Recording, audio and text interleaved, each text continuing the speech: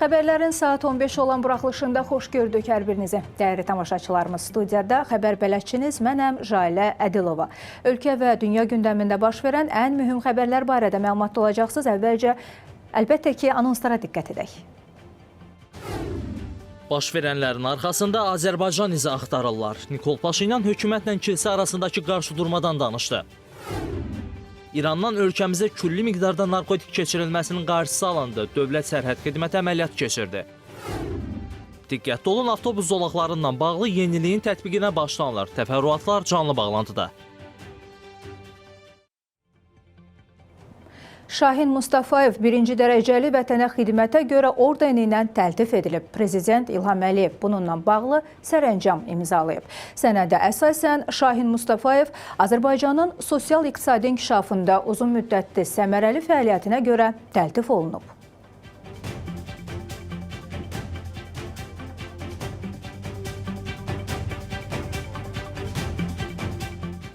Prezident İlham Əliyev Bakıda Nobel Food Industry məhdud məsuliyyətli cəmiyyətinin müxtəlif növ və çeşiddə qəlyanaltı məhsullarının istehsalı zavodunun açılışında iştirak edib. İqtisadiyyat naziri Mikayıl Cabbarov və Azərsun Holdingin Müşahidə Şurasının sədri Əhməd Gözəl müəssisənin fəaliyyəti barədə dövlət başçısına məlumat veriblər. Azərsun Holdingə məxsus Qafqaz Konserv Zavodu və Şövün məhdud məsuliyyətli cəmiyyətinin həm təsisçiliyi ilə istismara verilən və bu müəssisədə müxtəlif növ və çeşiddə qəlyanaltı məhsulları, popkorn, çərəz və quru meyvə istehsal olunacaq. Məhsulların yerli istehsalçılara təqdim edilməsi ilə bərabər müxtəlif ölkələrə ixracı da nəzərdə tutulur.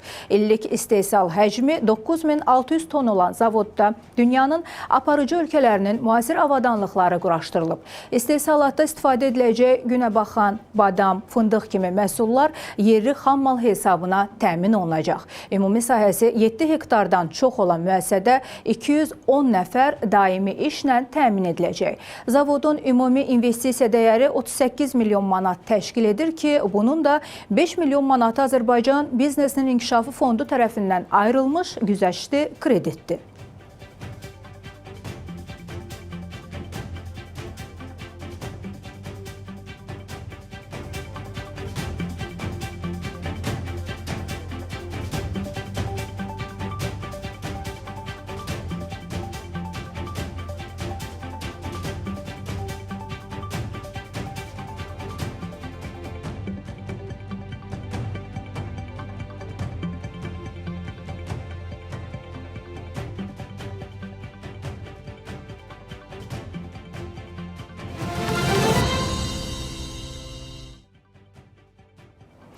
Joe Biden Zəngəzur dəhlizinin açılmasını istəyirdi, lakin İran buna mane olub. Bu sözləri Xamneyinin müşaviri Əli Əkbər vilayəti deyib. Əsassız iddialar irəli sürən vilayəti layihənin güya onun ölkəsinə qarşı olduğunu ifadə edib.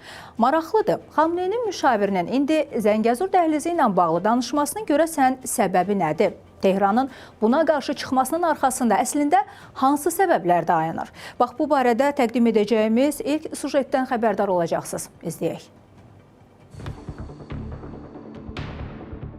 İran Zəngəzur dəhlizinin açılmasına qarşı çıxdığını bir daha etiraf edib. Bu barədə İranın ali rəhbəri Seyid Əli Xameneyinin beynəlxalq məsələlər üzrə müşaviri Əli Əkbər vilayəti Tasnim agentliyinin açıqlamasında bildirib.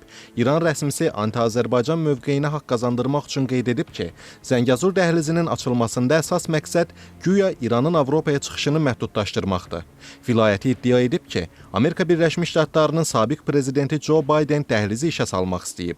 Lakin İran layihənin həyata keçirilməsinə mane olub. Vilayətinin açıqlaması geosiyasi baxımdan əsassız və şişirdilmiş bir ideyadır. İranın Ermənistan və Gürcüstan vasitəsilə Avropaya çıxışı var. Yəni Zəngəzur dəhlizi bunun qarşısını kəsmir. İranın dəhlizə qarşı çıxmasının isə əsl səbəbi başqadır. Birincisi, bu layihə Azərbaycan-Türkiyə birliyini möhkəmləndirəcək. İkincisi, dəhliz Türkiyəni türk dünyasına daha da yaxınlaşdıracaq. Bu, İranın uzunmüddətli geosiyasi maraqlarına cavab vermir. Üçüncü bir məsələ isə ondan ibarətdir ki, İran Ermənistan bazarını əldən vermək istəmir. Dəhlizin açılması Azərbaycan və Ermənistan arasında iqtisadi əlaqələri gücləndirə bilər bilər ki, bu da Tehranın maraqlarına cavab vermir. Xameneyinin müşaviri məsələdə Joe Bidenin rolunu bilərəkdən şişirdib. Görünür, İran Bidenin bütün qərarlarına qarşı çıxan Trumpdan dəstək istəyir. Həmçinin keçmiş baş diplomat prezidentlik əvəzinə düşüb.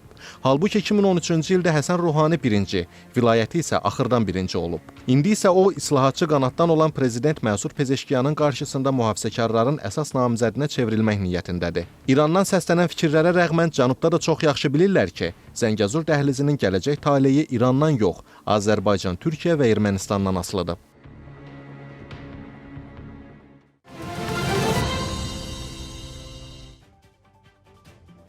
Ermənistanda isə kilsə ilə hökumət arasında uçurum dərinləşir. Paşinyan, 2-ci Qaragin Apostol kilsəsindən uzaqlaşdırmaqda qərarlıdır. Baş verənlərlə bağlı açıqlama verən baş nazir, kilsədən saxtakarların təmizlənməsində Azərbaycan izi axtaranlara xəbərdarlıq belə edib.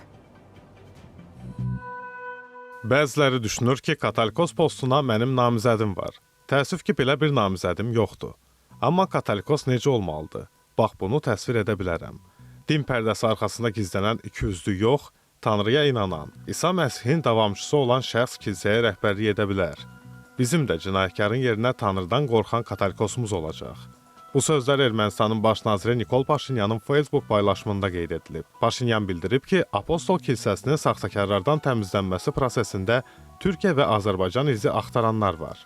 Onlar belə böhtanlarla cəmiyyətin qarşısında özlərini sudan quru çıxartmağa çalışırlar. Bu metoddan istifadə edənlər müqəddəs saydığımız kilsədə aparılan islahatları dalana dirəmək niyyətindədir. Ermənistanın baş nazirinin fikrincə, 2-ci Qaraginlə əlbir olanlar Ermənistanı inkişafdan saxlamaq istəyir. Diqqət çəkən digər məqam, Paşinyanın 2-ci Qaraginə doğulanda verildiyi adla xitab etməsidir. Paşinyan 2-ci Qaraginə Kıtriç Nersesyan deməklə onu katolikos saymadığını bir daha nümayiş etdirib. Həm də Qaraginin Apostol kilsəsindən çıxmasını tələb edib.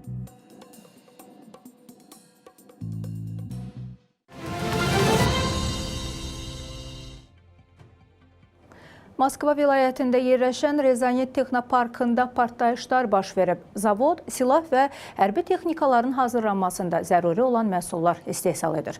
Ukrayna Silahlı Qüvvələrinin baş qərargahının məlumatına görə zərbənin endirilməsində məqsəd Rusiyanın silahlanmasını ləngitməkdir. Partlayışlar baş verən zavod elektrotexnika üzrə də ixtisaslaşıb. Zərbənin fəsadları barədə məlumatlar isə dəqiqləşdirilir.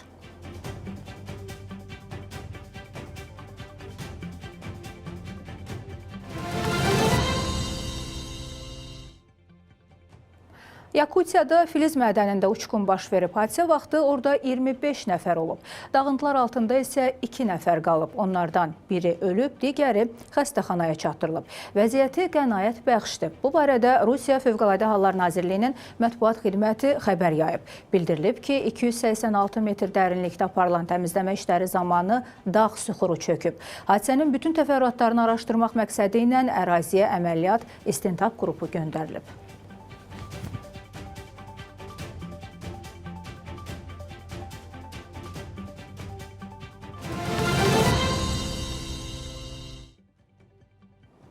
Hindistanda dəhşətli təyyarə qəzası olub. Hadisə zamanı göyərtədə 240-dan artıq şəxsin olduğu bildirilib. Hazırda xilas etmə əməliyyatlarının davam etdirildiyi qeyd olunur.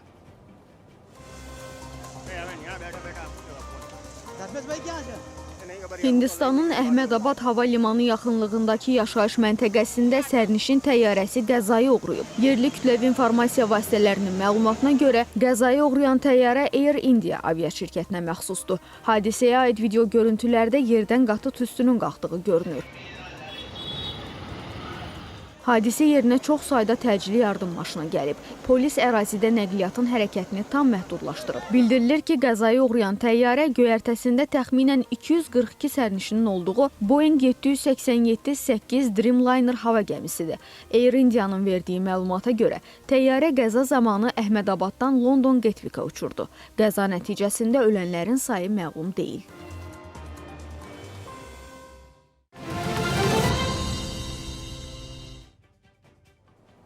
Avtobus zolaqlarında minik avtomobillərinin sərnişinləri mindirib düşürməsi üçün xüsusi yerlər yaradılır. Yeniliyin detalları barədə isə hazırda bizimlə birbaşa bağlantıda olan əməkdaşımız Orxan Qurbanov ətraflı məlumat təqdim edəcək. Orxan, salamlayırıq sizi və sözü sizə ötürürəm. Buyurun.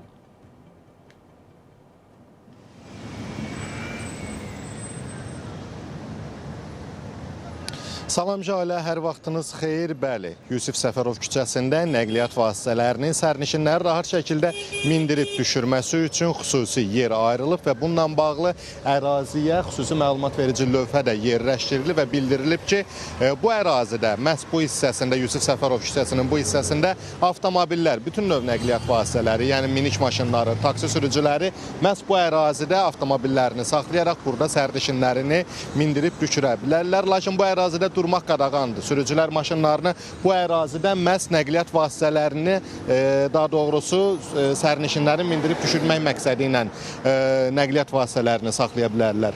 Burada məqsəd avtobus zolaqlarında ictimai nəqliyyatın hərəkətinə mane olmadan sərnişinlərin minib düşməsinə imkan yaratmaqdır.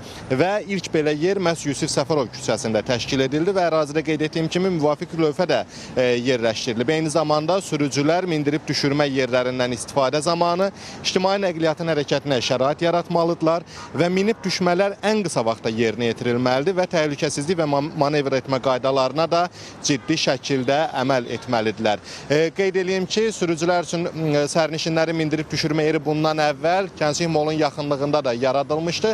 İndi isə şəhərin mərkəzində Yusif Səfərov küçəsində ilk belə yer yaradıldı. Təbii ki, bu da sürücülərə belə bir şad xəbər kimi biz bunu təqdim edə bilərik. Çünki bir çox taksi sürücüləri, ələlxüsusda taksi sürücüləri məhz sərnişinləri düşürüb mindirmək üçün yerlərin olmadığından şikayətçi idilər. Bildirirdilər ki, avtobus zolaqları olan yerdə onlar sərnişinləri düşürə bilmirlər və artıq bu problem də yavaş-yavaş öz həllini tapmağa başlayır və ilk belə yer hazırda bizim olduğumuz Yusif Səfərov küçəsində yaradıldı. Yəqin ki, bundan sonra paytaxtın fərqli yerlərində, fərqli küçə və prospektlərdə də biz məhz belə yerlərə rast gələcəyik. Hələlik bizdən bu qədər. Jalə, buyur, söz yenidən səndədir.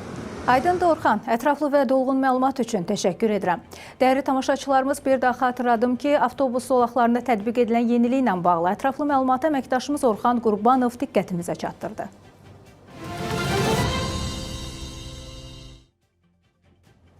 Dövlət Sərhəd Xidmətinin Sərhəd Qoşunları Komandanlığının Göytəpə Sərhəd Dəstəsinin xidməti ərazisində İrandan Azərbaycan istiqamətinə dövlət sərhədinin pozulması halının qarşısı alınıb. Bu barədə məlumatı Dövlət Sərhəd Xidməti yayıb. Bildirilib ki, keçirilən sərhəd axtarışı və əməliyyat tədbirləri nəticəsində xidməti ərazidən ümumi çəkisi 75 kq 875 qram narkotik vasitə və 2000 ədəd narkotik tərkibli metadon M40 həbi aşkar olunaraq götürülüb. Fakt üzrə isə əməliyyat istintaq tədbirləri davam etdirilir.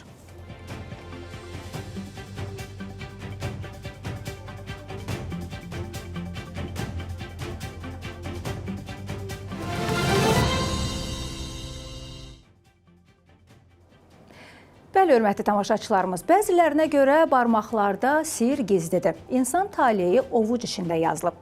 Həqiqətən əlin xəttlərinə baxaraq gələcəyə oxumaq, xarakteri müəyyənləşdirmək, hətta insanın yaşayacağı hadisələri öncədən söyləmək görəsən mümkündürmü? Xəyal və reallıq arasında qalmaqda davam edən bu mövzu illərdir ki, böyük bir marağa səbəb olur. Bəs əslində bu iddiaların elmi əsası görəsən varmı, yoxsa sadəcə inanca söykənən bir ənənədir? Əməkdaşlarımız əlin içində gizlənən gələcəyin xəritəsini araşdırıblar. Növbəti reportajımız bu barədədir. İzləyək. O insanların əlində belə işarə olur. Bu ciddi bir xəstəlikdir. Dünyada sirlərlə dolu elmlər var. Bunlardan biri də xiromantiyadır. Yəni əl cizgiləri ilə insanın xarakterini və gələcəyini oxumaq. Bəs hər əl cizgisi nə ifadə eləyir? Bu suallarımızın cavabını bizə Vahid bəy verəcək. Xiromantiya doğrudan da sirli elmdir, həm də gözəl elmlərdən biridir. Bu əslində elmdən çox psixologiyadır. Yəni insanın psixoloji durumunu, bacarıqlarını, həvəslərini, hətta orada bir sıra izahatlar var ki, əlin içində cizgilər var ki, insanın özü haqqında sanki bir sirli məlumatlar verir. Elə göstərə bilərsinizmi tamaşaçılarımıza da aydın olsun ki, hər xətt nəyi ifadə edir? Əsas ömür xəttidir. Onun üstündə olan bütün əlamətlər və işarələr bizim həyatımızdan baş verib və verəcək hadisələri göstərir. Olubmu ki, hər hansı bir insanın belə deyək, potensialı olub bir işi görməyə, uğur qazanmağa, xəbəri olmayıb, siz baxıb görmüsünüz, yönləndirmisiniz və uğur qazanıb? Çox olub. Böyük bizneslə məşğul olanlar olub, yaxşı məktəbə qəbul olanlar olub. Bu xətlər isə nigahla bağlı əlamətlərdir. Deməli, 28 yarımdan buradakı xət ki, göstərir təxminən 30-u, o interval sizin ailə qurma ilinizdir.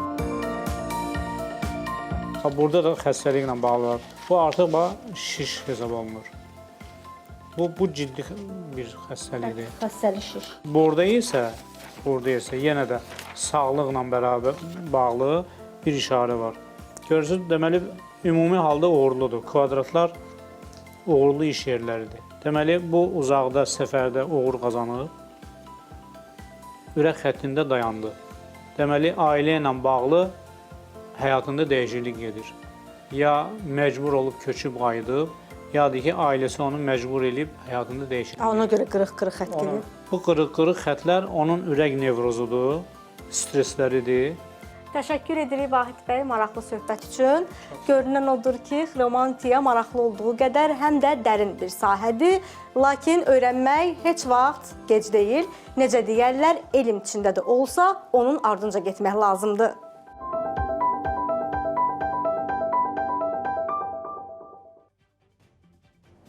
Belə dəyərli tamaşaçılarımız, bu saata çatdıracağımız xəbərlər bunlardan ibarət idi. Siz isə daim yenilənən xəbərləri Baku TV saytından və sosial şəbəkələrdəki hesablarımızdan izləməyi unutmayın. Qaynar xəttimiz isə sizi maraqlandıran və narahat edən mövzularla bağlı daim aktivdir. Həmçinin ekranda gördüyünüz frekansları yığmaqla bizi Azerspace P2 vasitəsilə də izləyə bilərsiniz. Növbəti xəbər buraxılışımız saat 17-də olacaq. Yenidən görüşmək ümidi ilə sağ olun, sağlıqla qalın.